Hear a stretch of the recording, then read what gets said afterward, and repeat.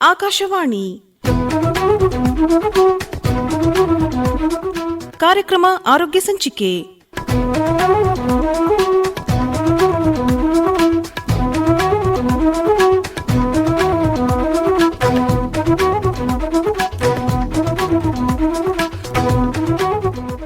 ಕೇಳುಗರಿಗೆಲ್ಲ ನಮಸ್ಕಾರ. ಇಂದಿನ ಆರೋಗ್ಯ ಸಂಚಿಕೆ ಕಾರ್ಯಕ್ರಮದಲ್ಲಿ ಮಕ್ಕಳ ಹಲ್ಲಿನ ಸಾಮಾನ್ಯ ಸಮಸ್ಯೆಗಳು ಈ ಕುರಿತು ದಂತವೈದ್ಯರಾದ ಡಾಕ್ಟರ್ ಅವಿನಾಶ್ ದೊಡ್ಡಮನಿ ಅವರೊಂದಿಗೆ ಸಂದರ್ಶಕರು ಮಂಜುಳಾ ಪುರಾಣಿಕ್.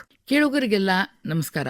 ಕೇಳುಗರೆ, ಮನುಷ್ಯನ ಮುಖದಲ್ಲಿ ಎದ್ದು ಕಾಣುವುದು ಅಂದ್ರ ಅವನ ಅಥವಾ ಅವಳ ಸುಂದರವಾದ ದಂತಪಂಕ್ತಿಗಳು. ಹಲ್ಲು ಚಂದಿದ್ವು ಅಂತಂದ್ರ ನಾವು ಮನಸ್ಸು ಬಿಚ್ಚಿ ನಗತೀವಿ, ನಕ್ಕಾಗ ನಮ್ಮ ಮುಖ ಚಂದ ಕಾಣಿಸ್ತದ. ಎಷ್ಟೋ ಸಮಯ ನಮ್ಮ ಹಲ್ಲಿಗೆ ಏನಾದ್ರೂ ತೊಂದರೆಗಳಿದ್ದಾಗ ನಾವು ನಗ್ಲಿಕ್ಕೂ ಕೂಡ ಬಹಳ ಮುಜುಗರವನ್ನ ಮಾಡ್ಕೊಳ್ತೀವಿ. ಬಾಯಿ ಮುಂದೆ ಕರವಸ್ತ್ರ ಹಿಡ್ಕೊಳ್ಳೋದು ಅಥವಾ ನಗುವನ್ನ ಮರೆಮಾಚಲಿಕ್ಕೆ ಹೋಗ್ತೀವಿ. ಹಂಗಾಗಿ ನಮ್ಮ ಮುಕ್ತ ಮನಸ್ಸಿನ ನಗು ಕೂಡ ನಮ್ಮಿಂದ ಹೊರಗೆ ಬರ್ಲಿಕ್ಕೆ ಕಷ್ಟ ಆಗ್ತದ. ಕೇಳುಗ್ರೆ, ಹಲ್ಲು ಅಂದ ತಕ್ಷಣನೇ ನಮಗ ತಿನ್ಲಿಕ್ಕೆ, ಉಣ್ಲಿಕ್ಕೆ, ನಮ್ಮ ಆಹಾರವನ್ನ ಅಗಿಲಿಕ್ಕೆ ಇವು ಬಹಳ ಮುಖ್ಯವಾದ ಕಾರ್ಯವನ್ನ ಮಾಡ್ತಾವ. ಈ ಹಲ್ಲುಗಳಿಗೆ ಸಾಮಾನ್ಯವಾಗಿ ಹಲವಾರು ತೊಂದರೆಗಳು ಕಂಡು ಬರ್ತವೆ. ಪುಟ್ಟ ಮಗು ಇದ್ದಾಗಿನಿಂದ ಹಿಡಿದು ನಾವು ವಯೋವೃದ್ಧರಾಗುವವರೆಗೂ ನಮ್ಮ ಬಾಯಿಯಲ್ಲಿ ನೈಸರ್ಗಿಕ ಹಲ್ಲುಗಳಿದ್ದಾಗ ಹಲವಾರು ರೀತಿಯ ತೊಂದರೆಗಳಂತೂ ಬಹಳ ಸಾಮಾನ್ಯ. ಹಂಗಿದ್ರ ಬಹಳ ಸಾಮಾನ್ಯವಾದ ತೊಂದರೆಗಳು ಯಾವುದು, ಇದಕ್ಕೆ ಏನು ಪರಿಹಾರ, ಇದರ ಲಕ್ಷಣಗಳು ಏನು,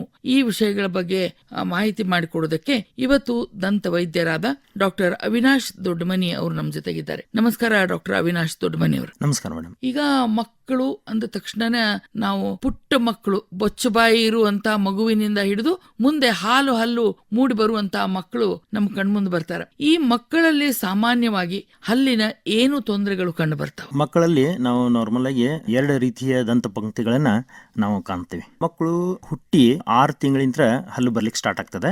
6 ತಿಂಗಳಿಂದ ಆಲ್ಮೋಸ್ಟ್ ಒಂದು 2 ವರ್ಷದವರೆಗೆ, 2 ವರ್ಷದವರೆಗೆ ಹಾಲು ಹಲ್ಲುಗಳು, ಮಿಲ್ಕ್ ಟೀತ್ ಬರ್ತಾವ ಅವರಿಗೆ.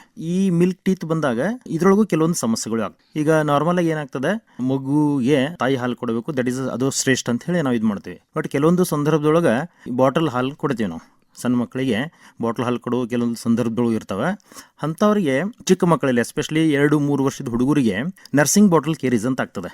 ಎಸ್ಪೆಷಲಿ ನಾವು ಈ ಬಾಟಲ್ ಹಾಲು ಏನು ಕೊಡ್ತೀವಲ್ಲ ಅದರಿಂದ ಮುಂದಿನ ಹಲ್ಲುಗಳು, ಎಸ್ಪೆಷಲಿ ಸಣ್ಣ ಮಕ್ಕಳಲ್ಲಿ ಆಂಟೀರಿಯರ್ ಟೀತ್, ಫ್ರಂಟ್ ಹಲ್ಲು ಏನಿರ್ತಾವಲ್ಲ ಅವು ಎಲ್ಲಾನು ಒಂದೇ ಸಲ ಹುಳಿಕ್ ಹಿಡಿ ಸ್ಟಾರ್ಟ್ ಆಗ್ತಾವ. ಇದಕ್ಕೆ ನರ್ಸಿಂಗ್ ಬಾಟಲ್ ಕೇರೀಸ್ ಅಥವಾ ರ್ಯಾಂಪಂಟ್ ಕೇರೀಸು ಅಂತಂತಾರೆ. ಈ ಒಂದು ತೊಂದರೆಯಿಂದ ಮಕ್ಕಳು ಸಾಕಷ್ಟು ಸಫರ್ ಆಗ್ತಾರೆ. ಸೊ ಇದರಿಂದ ಏನಾಗ್ತದೆ, ಆ ಒಂದು ವಯಸ್ಸಿನಲ್ಲಿ ಅವರು ಸರಿಯಾಗಿ ಊಟದು ಮಾಡೋದಿಲ್ಲ. ಆ ವಯಸ್ಸು ತುಂಬಾ ಎಲ್ಲ ತಿಂದು ಅವರು ಚೆನ್ನಾಗಿ ಇರುವಂತ ಒಂದು ಏಜ್. ಸೊ ಅದರಲ್ಲಿ ಅವರು ಸರಿಯಾಗಿ ಊಟ ಮಾಡೋದಿಲ್ಲ. ಇದರಿಂದ ಅವ್ರ ಬೆಳವಣಿಗೆ ಕುಂಠಿತಗೊಳ್ಬಹುದು ಒಂದು. ಆಮೇಲೆ ನರ್ಸಿಂಗ್ ಬಾಟಲ್ ಕೇರೀಸ್ ಇಂದ್ರೆ ಹಲ್ಲುಗಳು ಕೆಲವೊಂದ್ಸಲ ಬೇಗ ಬೀಳುವಂತ ಚಾನ್ಸ್ ಇರ್ತದೆ. ಈ ಹಲ್ಲುಗಳು ಬೇಗ ಬಿದ್ರೆ ಮುಂದೆ ಪರ್ಮನೆಂಟ್ ಶಾಶ್ವತ ಹಲ್ಲುಗಳು ಬಹಳ ವಕ್ರವಾಗಿ ಬರುವಂತ ಒಂದು ಸಂದರ್ಭ ಇರ್ತದೆ. ಮಕ್ಕಳಲ್ಲಿ ಸಾಮಾನ್ಯವಾಗಿ ಈ ತರ ರ್ಯಾಂಪಂಟ್ ಕೇರೀಸ್ ಅಥವಾ ನರ್ಸಿಂಗ್ ಬಾಟಲ್ ಕೇರೀಸ್ ಅಂತ ಹೇಳಿ ಈ ಒಂದು ಸಮಸ್ಯೆ ಕಂಡು ಬರ್ತದೆ. ಮತ್ತೆ ನಾವು ಸಾಮಾನ್ಯವಾಗಿ ಏನ್ ಅನ್ಕೊಂಡಿರ್ತೀವಿ ಅಂದ್ರ, ಈ ಮಕ್ಕಳ ಹಲ್ಲ ಮೇಲೆ ಚುಕ್ಕೆ ಚುಕ್ಕೆ ಕಂಡು ಒಂಥರ ಹುಳುಕು ಕಾಣ್ತಿರ್ತದಲ್ಲ, ಇವು ಅತಿಯಾದ ಸಿಹಿ ತಿನ್ನೋದು, ಚಾಕ್ಲೇಟ್ ಸೇವನೆಯಿಂದ ಇದು ಆಗ್ತದ ಅಂತ. ಇದು ಎಷ್ಟು ಸತ್ಯ? ಇದು ನಿಜನಾ ಮೇಡಮ್. ಆಕ್ಚುಲಿ ಏನಾಗ್ತದೆ, ಈಗ ನಾನು ಫಸ್ಟ್ ಏನು ಹೇಳಿದ್ನಲ್ಲ ನರ್ಸಿಂಗ್ ಬಾಟಲ್ ಕೇರೀಸ್, ಇದು 90% ಆಗೋದು ಬಾಟಲ್ ಹಾಲಿಂದ. ಬಟ್ ಈಗ ಮಕ್ಕಳು ಒಂದು 3-4 ವರ್ಷ ಆದ್ಮೇಲೆ ಎಲ್ಲ ತಿನ್ಲಿಕ್ಕೆ ಸ್ಟಾರ್ಟ್ ಮಾಡ್ತಾರೆ. ಅವಾಗ ಜಾಸ್ತಿ ಸಿಹಿ ಪದಾರ್ಥಗಳು, ಅದ್ರೊಳಗೆ ಚಾಕ್ಲೇಟ್ಸ್ ಎಲ್ಲ ತಿನ್ನಕ್ಕೆ ಸ್ಟಾರ್ಟ್ ಮಾಡಿದ್ರಪ್ಪ ಅಂತಂದ್ರೆ ಈ ಚಾಕ್ಲೇಟು ಇವೆಲ್ಲ ಅಂಟು ಪದಾರ್ಥಗಳು ಇರ್ತಾವೆ. ಹಲ್ಲು ಮೇಲೆ ಬಹಳ ತಿನ್ನೋವರೆಗೆ ಇರೋದ್ರಿಂದ ಅಲ್ಲಿ ಕೆಲವೊಂದು ವಾಯೊಳಗಿರುವಂತ ಮೈಕ್ರೋ ಆರ್ಗಾನಿಸಮ್ಸ್ ಇಂತ್ರ ಹಲ್ಲುಗಳು ಹುಳಿಕ್ ಹಿಡಿಕ್ ಸ್ಟಾರ್ಟ್ ಆಗ್ತಾವ. ಶುಗರ್ ಜಾಸ್ತಿ ತಿನ್ನೋದ್ರಿಂತ್ರನು ಈ ಒಂದು ಪ್ರಾಬ್ಲಮ್ ಆಗೇ ಆಗ್ತದೆ.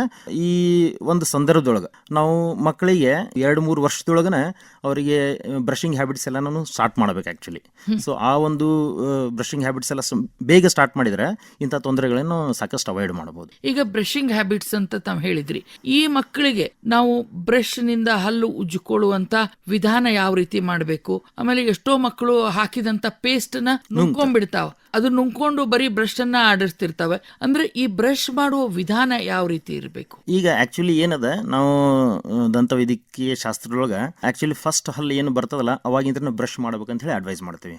6 ತಿಂಗಳು 1 ವರ್ಷ ಒಳಗೆ ನಾವು ಆಕ್ಚುಲಿ ಬ್ರಷ್ ಯೂಸ್ ಮಾಡ್ಲಿಕ್ಕೆ ಬರೋದಿಲ್ಲ. ಅವಾಗ ಏನ್ ಮಾಡ್ತೀವಿ, ಮಗುವಿಗೆ ಹಾಲು ಕುಡಿಸಿದ್ಮೇಲೆ ಒಂದು ವೆಟ್ ಕಾಟನ್ ತಗೊಂಡು ಪ್ರತಿ ಸಲ ಅವ್ರಿಗೆ ಜಸ್ಟ್ ಅದನ್ನ ವೆಟ್ ಕಾಟನ್ ತಗೊಂಡು ಒರೆಸಬಹುದು. ಅವರು ಬಂದೊಂದು ಎಷ್ಟು ಒಂದು 3-4 ಹಲ್ಲು ಬಂದಿರ್ತಾವೆ, ಎಷ್ಟು ಬಂದಿದ್ರು. ಆಮೇಲೆ 2-3 ವರ್ಷ ಆದ್ಮೇಲೆ ಈಗ ಚಿಕ್ಕ ಮಕ್ಕಳಿಗೆ ಅಂತ ಹೇಳಿ ಕೆಲವೊಂದು ವಿಶೇಷ ರೀತಿಯ ಬ್ರಷ್ಗಳದಾವ. ಅದರಲ್ಲಿ ಇವು ಇರಲ್ಲ, ಏನು ಅಂದ್ರೆ ಬಹಳ ಸಣ್ಣ ಹಾರ್ಡ್ ಇರುದಿಲ್ಲ. ಅದ್ರ ಹೆಡ್ ಏನಿರ್ತದಲ್ಲ ಸ್ವಲ್ಪ ಸಣ್ಣದಿರ್ತದೆ. ಸೊ ಅವರಿಗೆ ಆಲ್ಮೋಸ್ಟ್ ಅವರು ಎಲ್ಲ ಬಾಯಿಯೊಳಗೆ, ಸಣ್ಣ ಬಾಯಿಯೊಳಗೆ ಎಲ್ಲ ಕಡೆ ರೀಚ್ ಆಗುವಂತ ಒಂದು ಬ್ರಷ್ ಡಿಸೈನ್ ಇರ್ತದೆ. ಆ ಥರ ಬ್ರಷ್ಗಳು. ಅದರ ಜೊತೆಗೆ ಈಗ ಕೆಲವೊಂದು ಮಕ್ಕಳಿಗೆ ಅಂತ ಹೇಳಿ ಟೂತ್ ಪೇಸ್ಟ್ ಬಂದವು. ಆ ಟೂತ್ ಪೇಸ್ಟ್ ಏನದಾವ ಅಂದ್ರೆ ಅದರಲ್ಲಿ ವಯಸ್ಕರಲ್ಲಿ ಇರುವಂತ ಕಂಟೆಂಟ್ ಇರುದಿಲ್ಲ ಮೇಡಮ್. ವಯಸ್ಕರಲ್ಲಿ ಫ್ಲೋರೈಡ್ ಅಂತ ಇರ್ತದೆ, ಅದು ಆ ಕಡಿಮೆ ಇರ್ತದೆ. ಇನ್ ಕೇಸ್ ಯಾವುದೋ ಒಂದು ಕಂಡೀಷನ್ ಒಳಗೆ ಮಕ್ಕಳು ಅದನ್ನ ಸ್ವಲ್ಪ ನುಂಗಿದ್ರು ಯಾವುದೇ ತೊಂದರೆ ಇಲ್ಲ. ಸೊ ಈ ತರ ಕೆಲವೊಂದು ಪೇಸ್ಟ್ಗಳು ಅದಾವ. ಅವನ್ನು ಒಂದು ಅಪ್ ಟು 6 years ಮಟ್ಟ ಚಿಕ್ಕ ಮಕ್ಕಳಲ್ಲಿಯೇ ಯೂಸ್ ಮಾಡುವಂತ ಕೆಲವೊಂದು ಪೇಸ್ಟ್ಗಳು ಯೂಸ್ ಮಾಡಿ ಅವರು ತಮ್ಮ ದಂತ ಆರೋಗ್ಯನ ಕಾಪಾಡ್ಕೋಬಹುದು. ಈಗ ಡಾಕ್ಟರ್ ದೊಡ್ಡಮನಿ ಅವರು, ಸಾಮಾನ್ಯವಾಗಿ ನಾವು ಕೇಳ್ತೀವಿ ಮನುಷ್ಯನ್ಗೆ 32 ಹಲ್ಲುಗಳು ಅಂತ. ಈ ಪುಟ್ಟ ಮಕ್ಕಳಿಗೆ 2 ಹಂತದೊಳಗೆ ಬರ್ತಾವ ಹಲ್ಲು. ಮೊದಲು ಒಂದು ಬರ್ತದ, ಆಮೇಲೆ ಬಿದ್ದ ನಂತರ ಒಂದು ಶಾಶ್ವತ ಹಲ್ಲುಗಳು ಬರ್ತಾವ. ಈ ಮೊದಲು ಬರುವಂತ ಹಾಲು ಹಲ್ಲುಗಳು ಅವು ಕೂಡ 32 ಇರ್ತಾವ. ಹಾಲು ಹಲ್ಲುಗಳು ಟೋಟಲ್ 20 ಇರ್ತಾವ ಮೇಡಮ್. ಆಮೇಲೆ ಅದರ ರಿಪ್ಲೇಸ್ ಆಗಿ ಮತ್ತೆ ಪರ್ಮನೆಂಟ್ ಹಲ್ಲುಗಳು ಏನ್ ಬರ್ತಾವಲ್ಲ ಅವು ಟೋಟಲ್ 32 ಬರ್ತಾವೆ. ಹಾಲು ಹಲ್ಲುಗಳು ಅಪ್ ಟು ದೌಡಿ ಹಲ್ಲು ಮಟ್ಟ ಇರ್ತಾವ. ದೌಡಿ ಹಲ್ಲು ಆದ್ಮೇಲೆ ನಮಗೆ ಶಾಶ್ವತ ಹಲ್ಲುಗಳು, ದೌಡಿ ಹಲ್ಲುಗಳು ಬರ್ತಾವ. ಶಾಶ್ವತ ದೌಡಿ ಹಲ್ಲುಗಳು ಬಿದ್ದು ಬರುದಿಲ್ಲ. ನಾರ್ಮಲ್ ಆಗಿ 3 ದೌಡಿ ಹಲ್ಲು ಎಲ್ಲಾ ಬಾಯಿಯೊಳಗೆ ಬರ್ತಾವ. 3 ದೌಡಿ ಹಲ್ಲು ಅಂದ್ರೆ ಒಂದ್ ಸೈಡ್ 3 ದೌಡಿ ಹಲ್ಲು. So first molar, second molar, third molar ಅಂತ ಬರ್ತಾವ. ಫಸ್ಟ್ ಮೋಲಾರು 6ನೇ ವರ್ಷಕ್ಕೆ ಬರ್ತದೆ. ಇದು ಬಿದ್ದು ಬರೋ ಹಲ್ಲಲ್ಲ. ಸಾಕಷ್ಟು ಜನರಿಗೆ ಅದೊಂದು ಕನ್ಫ್ಯೂಷನ್ ಇರ್ತದೆ, ಇದು ಅದು ಬಿದ್ದು ಬರೋ ಹಲ್ಲೆ, ಅದು ಹಲ್ಲು ಹುಳುಕಾದಾಗ ಅದೇನ್ ಪ್ರಾಬ್ಲಮ್ ಇಲ್ಲ, ಬಿದ್ದು ಬರೋ ಹಲ್ಲು ಅಂತ ಹೇಳಿ ಬಹಳ ನೆಗ್ಲೆಕ್ಟ್ ಮಾಡ್ತಿರ್ತಾರೆ. ಸೊ ಫಸ್ಟ್ ಮೋಲಾರ್ ಏನ್ ಬಂದಿರ್ತದಲ್ಲ ಅದು ಬಿದ್ದು ಬರೋ ಹಲ್ಲಲ್ಲ. ಆ ಹಲ್ಲಿಗೆ ಏನಾದ್ರೂ ಹುಳುಕಾಗಿತ್ತಪ್ಪ ಅಂತಂದ್ರೆ ಅದನ್ನ ಅವರು ಆದಷ್ಟು ಬೇಗ ತೋರಿಸೋದು ಒಳ್ಳೇದು. 6ನೇ ವರ್ಷಕ್ಕೆ ಫಸ್ಟ್ ಮೋಲಾರು, 12ನೇ ವಯಸ್ಸಿಗೆ ಸೆಕೆಂಡ್ ಮೋಲಾರ್ ಅಂತ ಬರ್ತದೆ, 18ನೇ ವಯಸ್ಸಿಗೆ ಥರ್ಡ್ ಮೋಲಾರ್. ಇವು 3 ಏನ್ ಹಲ್ಲುಗಳು ಬರ್ತಾವಲ್ಲ ಇವು ಬಿದ್ದು ಬರುದಿಲ್ಲ, ಒಂದೇ ಸಲ ಬರ್ತವೆ. ಅಂದ್ರೆ ಹಾಲು ಹಲ್ಲುಗಳು ಏನ್ 20 ಅಂತ ಹೇಳಿದ್ರಲ್ಲ, 20 ಹಲ್ಲುಗಳು ಬಿದ್ದು ಬರುದಿಲ್ಲ. 20 ಹಲ್ಲುಗಳು ಬಿದ್ದು ಬರ್ತಾವ ಮೇಡಮ್. ಆದ್ಮೇಲೆ ಬರು ದೌಡಿ ಹಲ್ಲು, ಆಮೇಲೆ ದೌಡಿ ಹಲ್ಲು ಬರ್ತಾವ, ಶಾಶ್ವತ ದೌಡಿ ಹಲ್ಲುಗಳು. ಅವು ಬಿದ್ದು ಬರುದಿಲ್ಲ, ಅದು ಒಂದೇ ಸಲ ಬರ್ತದೆ. 6 ವರ್ಷ, 12 ವರ್ಷ, 18 ವರ್ಷ. ಈಗ ಡಾಕ್ಟ್ರ, ಈ ಹಾಲು ಹಲ್ಲುಗಳು ಅಲ್ಲಿ ಕಂಡು ಬರುವಂತ ಸಮಸ್ಯೆಗಳು ಏನು ಮಕ್ಕಳಲ್ಲಿ? ಈಗ ನಾ ಇವಾಗಲೇ ಹೇಳಿದ್ನಲ್ಮ, ಒಂದು ರ್ಯಾಂಪಂಟ್ ಕೇರೀಸ್ ಅಥವಾ ನರ್ಸಿಂಗ್ ಬಾಟಲ್ ಕೇರೀಸ್ ಅಂತ ಹೇಳಿ. ಇನ್ ಕೆಲವೊಂದು ಸಮಸ್ಯೆ ಒಳಗೆ ಏನಾಗ್ತದ ಅಂತಂದ್ರೆ, ಈಗ ಮಕ್ಕಳು ಓಡಾಡೋತ್ ಮುಂದೆ, ಆಟ ಆಡೋತ್ ಮುಂದೆ ಬೀಳ್ತಾರೆ. ಬಿದ್ದ ತಕ್ಷಣ ಹಲ್ಲುಗಳು ಮುರಿಯೋ ಚಾನ್ಸಸ್ ಇರ್ತಾವ. ಹಲ್ಲುಗಳು ಮುರಿದಾಗ ಅಥವಾ ಹಲ್ಲು ಕೆಲವೊಂದ್ಸಲ ಹಲ್ಲಿಗೆ ಪೆಟ್ಟು ಬಿತ್ತಪ್ಪ ಅಂತಂದ್ರೆ ಹಲ್ಲುಗಳು ಒಳಗ್ ಹೋಗ್ತಾವ. ಅಂದ್ರ ಮುಂದಿನ ಹಲ್ಲಿಗೆ ಪೆಟ್ಟು ಬಿದ್ದಾಗ ಹಲ್ಲುಗಳು ಒಳಗ್ ಹೋಗ್ತಾವ. ಅದರಿಂದ ಬರುವಂತ ಶಾಶ್ವತ ಹಲ್ಲುಗಳಿಗೆ ಕೆಲವೊಂದ್ಸಲ ತೊಂದರೆ ಆಗ್ತದೆ. ಹಂಗ ಆದಾಗ ಈ ಪರ್ಮನೆಂಟ್ ಹಲ್ಲು ಏನ್ ಬರ್ತಿರ್ತಾವಲ್ಲ, ಕೆಲವೊಂದ್ಸಲ ಮುಂದೆ ಬಹಳ ಪೆಟ್ಟು ಬಿತ್ತಪ್ಪ ಅಂತಂದ್ರೆ ಪರ್ಮನೆಂಟ್ ಹಲ್ಲು ಅಲ್ಲಿ ಒಳಗ್ ಸಿಕ್ಕೋಬಹುದು. ಅದಕ್ಕೆ ಇಂಪ್ಯಾಕ್ಟೆಡ್ ಹಲ್ಲು ಅಂತಾರ. ಇಂಪ್ಯಾಕ್ಟ್ ಆಗ್ಬಿಡ್ತದೆ. ಹಲ್ಲು ಬಿದ್ರೂ ಪರ್ಮನೆಂಟ್ ಹಲ್ಲು ಕೆಲವೊಂದ್ಸಲ ಬರುದಿಲ್ಲ. ಈ ತರ ತೊಂದರೆಗಳು ಆಗ್ತಾವ. ಈಗ ಯಾವುದೋ ಒಂದು ಈ ತರ ಹಲ್ಲು ಅಂದ್ರ ಚಿಕ್ಕ ಮಕ್ಕಳು ಬಿದ್ದ ತಕ್ಷಣ ಅವ್ರಿಗೆ ಹಲ್ಲಿಗೆ ಪೆಟ್ಟು ಬಿದ್ದಿತ್ತು ಅಂತಂದ್ರೆ ದಂತ ವೈದ್ಯರ ಹತ್ರ ತೋರಿಸಿ ಅದರದ ಸೂಕ್ತ ಪರಿಹಾರವನ್ನ ತಗೋಬಹುದು. ಈಗ ಈ ಹಾಲು ಹಲ್ಲುಗಳು ಬಿದ್ದು ಶಾಶ್ವತ ಹಲ್ಲುಗಳು ಬರುವಂತ ಅವಧಿ ಎಷ್ಟು ವಯಸ್ಸಿನಿಂದ ಎಷ್ಟು ವಯಸ್ಸಿನವರೆಗೆ ಬಿದ್ದು ಬರ್ತವೆ? ಈಗ ನಾರ್ಮಲ್ ಆಗಿ ಮೇಡಮ್ 5 ಅಥವಾ 6ನೇ ವರ್ಷದಿಂದ ಹಾಲು ಹಲ್ಲುಗಳು ಬೀಳ್ಲಿಕ್ಕೆ ಸ್ಟಾರ್ಟ್ ಆಗ್ತಾವ. ಫಸ್ಟ್ ಗೆ ಈ ಕೆಳಗಿನ ಮುಂದಿನ ಹಲ್ಲುಗಳು ಬೀಳ್ಲಿಕ್ಕೆ ಸ್ಟಾರ್ಟ್ ಆಗ್ತಾವ. ಅವು ಬಿದ್ದು ಯೂಶುವಲಿ 5ರಿಂದ 6ನೇ ವರ್ಷಕ್ಕೆ ಹಲ್ಲು ಬಿದ್ದು ಅರೌಂಡ್ 12 ಅಥವಾ 13ನೇ ವರ್ಷ ಮಟ ಹಲ್ಲು ಬಿದ್ದು ಬರೋದು ಆಗ್ತಿರ್ತದೆ. That is called as transition period ಅಥವಾ ಮಿಕ್ಸ್ ಡೆಂಟೇಷನ್ ಪೀರಿಯಡ್ ಅಂತ ಹೇಳ್ತಾರೆ. ಈ ಒಂದು ಸಂದರ್ಭದೊಳಗ ಹಲ್ಲು ಶಾಶ್ವತ ಹಲ್ಲುಗಳು ಬರ್ತಾ ಇರ್ತಾವು. ಫಸ್ಟ್ ಗೆ ಮುಂದಿನ ಹಲ್ಲುಗಳು ಬಿದ್ದು ಬರ್ತಾವ, ಆಮೇಲೆ ದವಡೆ ಹಲ್ಲುಗಳು ಬಿದ್ದು ಬರ್ತಾವ. ಈ ದವಡೆ ಹಲ್ಲುಗಳು ಮತ್ತು ಮುಂದಿನ ಹಲ್ಲುಗಳು ಎಲ್ಲ ಬಿದ್ದ ಮೇಲೆ ಈ ಪರ್ಮನೆಂಟ್ ಮೋಲಾರ್ಸ್ ಎಲ್ಲ ಬರ್ಲಿಕ್ಕೆ ಸ್ಟಾರ್ಟ್ ಆಗ್ತವೆ. ಈಗ ಡಾಕ್ಟರ್ ಅವಿನಾಶ್ ಅವರು, ಈ ಮಕ್ಕಳಲ್ಲಿ ನಾವು ಸಾಮಾನ್ಯವಾಗಿ ನೋಡ್ತೀವಿ, ಪುಟ್ಟ ಮಕ್ಕಳಿದ್ದಾಗ ಮೇಲಿನ ಹಲ್ಲಾಗ್ಲಿ ಅಥವಾ ಕೆಳಗಿನ ಹಲ್ಲಾಗ್ಲಿ ಪುಟ್ಟಾಗಿ 4 ಹಲ್ಲುಗಳು ಇರ್ತಾವ. ಅದರದ್ದು ಬಿದ್ದು ಬರುವಾಗ 4 ಹಲ್ಲು ಜಾಗದಲ್ಲಿ 2 ಹಲ್ಲು ಬರ್ತಾವ. ಯಾಕೆ ಈ ಸೈಜ್ ಹೆಚ್ಚು ಕಮ್ಮಿ ಆಗ್ತದಂತೆ? ಏನಾಗ್ತದ ಮೇಡಮ್, ಈ ಶಾಶ್ವತ ಹಲ್ಲುಗಳು ಏನಿರ್ತಾವಲ್ಲ ಅದ್ರ ಸೈಜು ಈ ಮಿಲ್ಕ್ ಟೀತ್ಗಿಂತ ದೊಡ್ಡದಿರ್ತದೆ. ಕೆಲವೊಂದು ಸಂದರ್ಭದೊಳಗೆ ಏನಾಗ್ತದೆ, ಮುಖದ ಬೆಳವಣಿಗೆ ಕಂಪ್ಲೀಟ್ ಆಗಿರ್ಲಿಲ್ಲ ಅಂತಂತಂದ್ರೆ ಅಲ್ಲಿ ಸೈಜ್ ಡಿಸ್ಕ್ರಿಪೆನ್ಸಿ ಆಗ್ತದೆ. ಟೂತ್ ಸೈಜ್ ಮತ್ತು ಆರ್ಚ್ ಲೆಂತ್ ಡಿಸ್ಕ್ರಿಪೆನ್ಸಿ ಆಗ್ತದೆ. ಸೊ ಹಂಗಾಗಿ 4 ಹಲ್ಲಿನ ಜಾಗದೊಳಗೆ 2 ಹಲ್ಲು ಬರ್ತಿರ್ತಾವ. ಹಿಂಗ್ ಆತ್ಪ ಅಂತಂದ್ರೆ ಮುಂದೆ ಅದು ಕ್ರೌಡಿಂಗ್ ಅಥವಾ ಹಲ್ಲು ಒಂದ್ರ ಮೇಲೆ ಒಂದು ಬರುವಂತ ಒಂದು ಸಮಸ್ಯೆ ಆಗ್ಬೋದು. ಅದು ಮುಂದೆ ವಕ್ರದಂತ ಸಮಸ್ಯೆಯಾಗಿ ಪರಿಣಮಿಸ್ತದೆ. ಈಗ ವಕ್ರದಂತ ಅಂತಂದ್ರಿ, ಇದು ಕೂಡ ಒಂದು ಬಹಳ ಸಾಮಾನ್ಯವಾದಂತ ತೊಂದರೆ ಇವತ್ತು ಮಕ್ಕಳಲ್ಲಿ. ಅಂದ್ರೆ ವಕ್ರದಂತಂದ್ರೆ ವಕ್ರನೇ ಇರ್ಬೇಕಾಗಿಲ್ಲ, ಉಬ್ಬು ಹಲ್ಲು ಇರ್ತಾವ, ಬಾಯಿಂದ ಹೊರಗಡೆ ಬಂದಿರ್ತಾವೆ, ಒಂದ್ರ ಮೇಲೆ ಒಂದು ಹಲ್ಲು ಬಂದಿರ್ತಾವೆ. ಈ ವಕ್ರದಂತಕ್ಕೆ ಏನು ಚಿಕಿತ್ಸೆ ಇದೆ? ಎಷ್ಟು ವರ್ಷದವರೆಗೆ ಟ್ರೀಟ್ಮೆಂಟ್ ಕೊಡಿಸ್ಬೇಕು ಅಂತ ಹೇಳ್ತೀರಿ? ವಕ್ರದಂತ ಸಮಸ್ಯೆ ಅಂತಂದ್ರೆ ಈಗ ನಾ ಅವಾಗ್ಲೇ ಹೇಳಿದಂಗ ಮಿಲ್ಕ್ ಟೀತ್ ಬಿದ್ದು ಶಾಶ್ವತ ಹಲ್ಲುಗಳು ಬರುವಾಗ ಕೆಲವೊಂದು ಫೇಶಿಯಲ್ ಡೆವಲಪ್ಮೆಂಟಲ್ ಕೆಲವೊಂದು ತೊಂದರೆಗಳಾಗ್ತದೆ. ಸೊ ಆ ಆ ಸಂದರ್ಭದೊಳಗೆ ಏನಾಗ್ತೈತಿ, ಈಗ ಆರ್ಚ್ ಸೈಜ್ ದೊಡ್ಡದಿರ್ತದ, ಬಾಯಿ ದೊಡ್ಡದಿರ್ತದ, ಹಲ್ ಸಣ್ಣ ಇರ್ತಾವ ಅಥವಾ ಹಲ್ ಸೈಜ್ ದೊಡ್ಡ ಇರ್ತಾವ. ಹಿಂಗಿದ್ದಾಗ ಹಲ್ಲು ಒಂದ್ರ ಮೇಲೆ ಒಂದು ಬರ್ತಾವ ಮೇಡಮ್. ಅದಕ್ಕೆ ಕ್ರೌಡಿಂಗ್ ಅಂದ್ರೆ ಹಲ್ಲು ಒಂದ್ರ ಮೇಲೆ ಒಂದು ಬರ್ತಾವ. ಇದರಿಂದ ಒಂದು ತೊಂದರೆ, ಇದು ಕ್ರೌಡಿಂಗ್ ಅಂತ ಹೇಳ್ತಾರೆ. ಇನ್ನು ಕೆಲವೊಂದು ಸಲ ಏನಾಗ್ತದೆ, ಚಿಕ್ಕ ಮಕ್ಕಳಲ್ಲಿ ಈ ಹೆಬ್ಬಟ್ಟು ಚೀಪೋ ಹ್ಯಾಬಿಟ್ ಇರ್ತದೆ. ಸೊ ಈ ಒಂದು ಹ್ಯಾಬಿಟ್ ಇಂದ ಏನಾಗ್ತದೆ, ಅವರು ಕಂಟಿನ್ಯೂಸ್ ಆಗಿ ಈ ಹಲ್ಲುಗಳ ಮೇಲೆ ಮತ್ತು ದವಡೆಗಳ ಮೇಲೆ ಕೆಲವೊಂದು ಪ್ರೆಷರ್ ಎಕ್ಸರ್ಟ್ ಮಾಡ್ತಿರ್ತಾರೆ. ಅದರಿಂದ ಮ್ಯಾಲಿನ ಹಲ್ಲು ಮುಂದೆ ಬರ್ತಾವೆ. ಸೊ ಅದು ಒಂದು ವಕ್ರದಂತ ಸಮಸ್ಯೆಯಾಗಿ ಪರಿಣಮಿಸ್ತದೆ. ಈ ತರ ಕೆಲವೊಂದು ಸಮಸ್ಯೆಗಳನ್ನ ನಾವು ಈಗ ವಕ್ರದಂತ ಚಿಕಿತ್ಸೆ ಮೂಲಕ ಇದನ್ನ ಸರಿಪಡಿಸಬಹುದು. ಕೆಲವೊಂದು ವಿಶೇಷ ತಂತಿಗಳ ಮೂಲಕ ನಾವು ಅದನ್ನ ಸರಿಪಡಿಸಬಹುದು. ಈಗ ತುಂಬಾ ಒಳ್ಳೆಯ ಒಂದು ಟೆಕ್ನಾಲಜಿ ಎಲ್ಲ ಅದಾವೆ.